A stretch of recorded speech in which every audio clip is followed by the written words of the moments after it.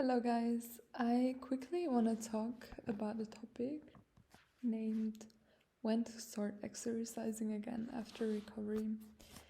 I think I talked about it a lot before, but I want to talk about it again because I have another new perspective. I feel like the older I get or the more far away my recovery lays, the more insights I have, obviously, but also I forget a lot of stuff.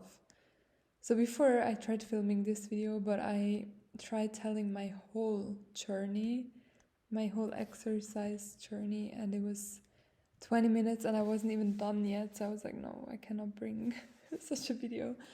I was actually thinking about starting a podcast because sometimes I just keep going on and on and on with talking about random stuff. So maybe we better to have a just audio format for that and not video. But anyway, now I really want to focus from recovery to after recovery, when to start exercise.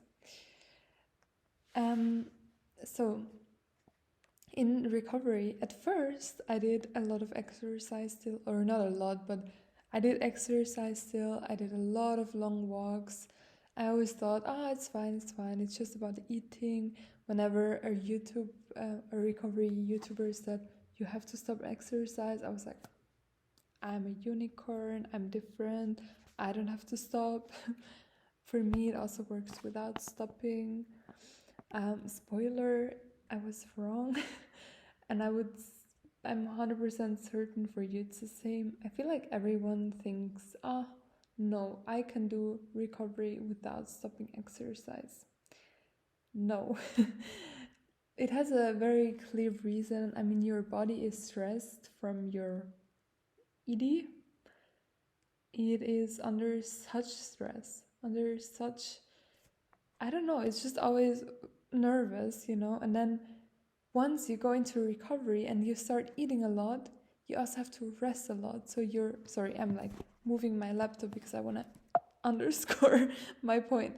But you just imagine you go on a run, like on a really intense run, and then you haven't eaten in like 4 hours and you've been running for 4 hours, and then you finally see the end goal. And then instead of being able to sit down somewhere and like get your nice drinks and foods, you just take the drinks and food somewhere and continue running. Imagine, does it feel good? No. That's not the goal. The goal is that you can sit down, completely relax, your body gets to finally rest and recover. Yeah, so maybe that's a metaphor that helps you. You really need to recover properly, and that's only done with a lot of rest. Yeah, so stress levels have to decrease with exercise, with whatever. Also try to avoid any other stress, but it's not always easy, I know. But yeah, just a little metaphor at the start. So during recovery, you really have to stop exercising. And then once you're recovered, which is also a difficult topic, when are you recovered? I don't know. It's very difficult. I would say if you barely get any thoughts about food, except when you're hungry, if you stop focusing on the way you look, and if you can like soon lose your overshoot weight and stuff like that, I would say those are signs that you're recovered, that you really, your whole focus shifts and you start being interested in other topics, and actually your recovery becomes just a little part of you. And of course, I also have I have mainly a big desire to talk about it, because it's just I would say it's actually trauma. An eating disorder is a horrible thing to go through. Recovery is also a horrible thing to go through. It's very rewarding, but it's very, very difficult. And so that's why I also had so much desire to talk about it, because it impacts you a lot, of course. But yeah, once your interest shifts, you don't really think about it anymore. I think that's when you're recovered. But then I wouldn't say start exercising now. Actually, I would say keep on chilling. Chill, really. Don't do anything. Don't change anything. Just keep on eating and chilling. And at some point, you will see you start getting energy bursts again. So let's go back to the example. You just ran a marathon, which was like the stressful time, which is a eating disorder. And then you finally get to the end goal. You decide now it's time to recover, and you chill out. For the next days, you just, eat and rest, and you let your legs become normal again after being so sore, which is kind of like you're gaining all the weight, you're rewiring all your neurons, or however it's called. And so, yeah, and at some point, you start living your life normally, and then maybe like 1.5 weeks later, like some random evening, you're chilling, or you come home from work and you're like, you know what? Now I've got the energy to go on a run again for like, I don't know, half an hour to start. And that's kind of how it should be. It should be really, you know what? The sun is so nice out. It's beautiful from my balcony, but I would just love to go on a little walk and like talk to my boyfriend. And it should just emerge very naturally that you start doing some more movement, not immediately go on a run or immediately do this and that, but really just, or maybe, I'm really craving to go on a little hike and things like that. Just start moving your body a little bit, but only if you really feel like I want to do it and it comes up naturally and intuitively. So, yeah, that's when I would say you can start exercising. But again, maybe you just want to do something for a half an hour and then you're like, you know what, I've seen enough. Bye bye. But yeah, then usually I would say if you feel recovered, maybe a year after recovery, you can start to do like some more movement, but not stressful movement. And for me, stressful movement is when you're sweating. Yeah. And so then for me, as I said before, it was a lot of walking. I did a lot of walking when I was dating. I went on a lot of walks with a horse.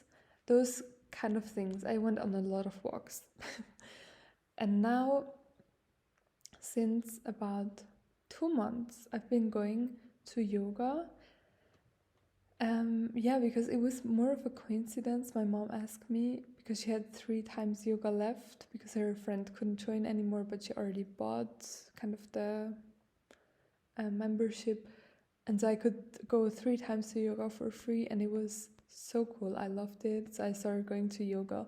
But that was more of a, let's try something new, It wasn't anything regarding, oh my God, I think I have to go get back in shape, or, really 0%. It was just me, you know what, I would like to have a new challenge because I know I'm unflexible, so I would like to kind of, use this opportunity to become something that I've always wanted to be, which is, as I said, more flexible.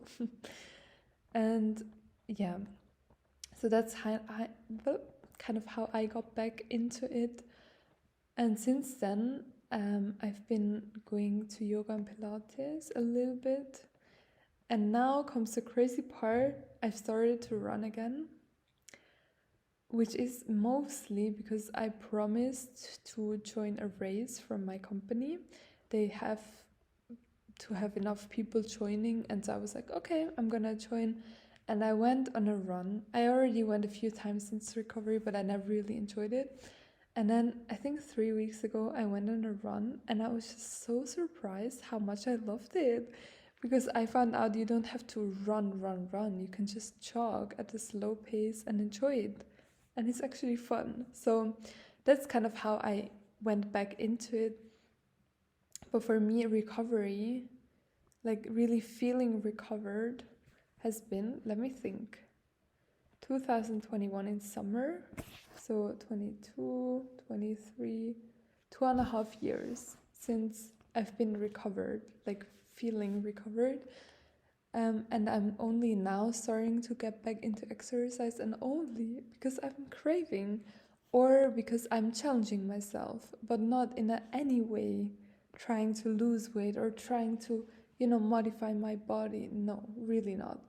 Um, I don't know. For example, when I'm with the kids at my scouting, for me it's annoying that I'm less fit than the kids and I cannot keep up with them when they're running around. So that is, for example, one of the motivators for me to do more exercise. Or when I go on hikes with my girlfriends, they are fitter than me. I cannot keep up with them going up those mountains, and I'm Swiss, so it's kind of a base requirement for me to be able to hike well. So those are the kind of motivations that I have to go back into exercise. Same with yoga and the flexibility and kind of the mindfulness. So yeah, those were a little bit of a kind of my story versus, or also my tips for when to get back into exercise. If you really completely always think about, oh, when can I get back into exercise? You shouldn't, because I wasn't thinking like that. I was more so craving to do it, and then I started doing it. So yeah, those were a little bit of insights. I hope it can help in some way, and really please take it in a very relaxed way. Only when you feel those bursts of energy that you want to move, then go for a run or go for a walk or whatever. For example, like my boyfriend, when he has a whole day of studying, he's like a dog. At some point, he gets his zoomies and he starts running around the apartment. I'm like, you should go on a run because he's like taking turns around, because we have quite a like wide, or not wide, but it's just some space to run around. So he just keeps running around the sofa. And I'm like, now would be the perfect time to do some exercise. And that's how it should be. So bye and have fun.